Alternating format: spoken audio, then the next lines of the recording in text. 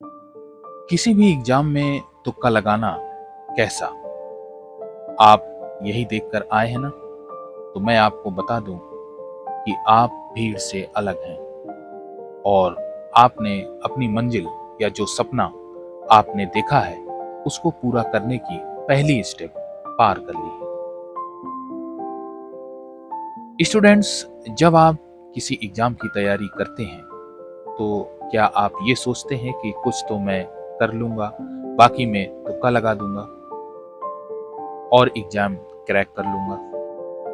क्योंकि बड़े बड़े यूट्यूबर्स तुक्का लगाने की ट्रिक आपको बताते हैं, उन्हें देखकर आप मोटिवेट भी होते हैं और तुक्का लगाने के लिए पिछले कई वर्षों के पेपर उठाकर आप इस ट्रिक को अपना लेते हैं। और अगर ये ट्रिक ने काम किया तो आपके अंदर एक कॉन्फिडेंस जाग जाता है और आप तुक्का लगाने की प्रैक्टिस करने लगते हैं।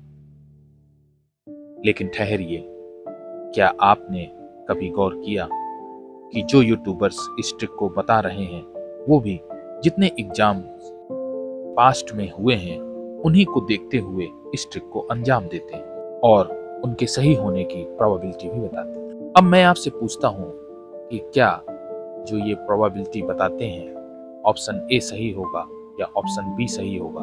इन कंडीशंस में ये सही है, क्योंकि आपको तो ये पता ही नहीं कि ऑप्शन ए में क्या है या ऑप्शन बी में क्या है। फॉर एग्जाम्पल, अगर मैं मैथ्स के एडिशन का एक क्वेश्चन दूं और कुछ ऑप्शन दूं और फिर आपसे पूछूं कि कौन सा ऑप्शन सही है, तो आप क्या करेंगे?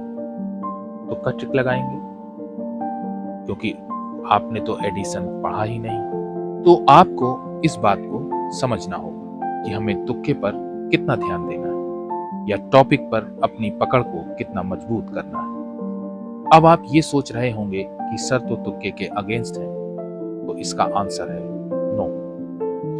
क्योंकि कोई भी स्टूडेंट्स जब पूरी ईमानदारी से, मतलब उसने एग्जाम के सिलेबस में दिए गए सभी टॉपिक्स को अच्छे से पढ़ा, क्वेश्चंस की प्रैक्टिस भी की और एग्जाम में उसे इसका फायदा भी मिला, पर कुछ क्वेश्चंस ने उसे सोचने पर मजबूर कर दिया कि आखिर इसका जवाब क्या है, तो इस सिचुएशन में वह तुक्का ही लगाएगा और ये सोचेगा कि कौन सा ऑप्शन उसकी सोच के हिसाब से सही है या उसके सही होने की प्रोबेबिलिटी कितनी है। क्योंकि जब उसने सारे टॉपिक्स को अच्छे से पढ़ा है तो इस कंडीशन में उसके द्वारा लगाया गया तुक्का भी 100% सही होगा।